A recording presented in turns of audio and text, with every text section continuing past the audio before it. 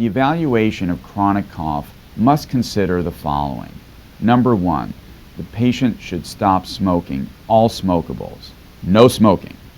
Number two, chest x-ray. We would like the chest x-ray to be normal. Number three, medications, especially medications to treat high blood pressure.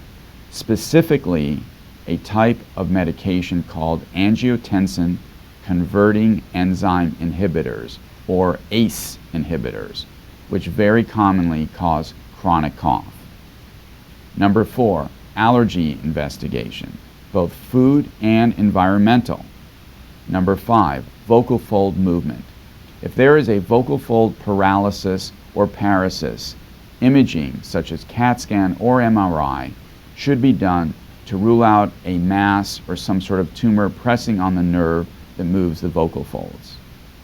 After 1 through 5, which is the above, is unremarkable, the focus should then be on evaluating and treating acid reflux disease, which is the most common cause of unexplained cough.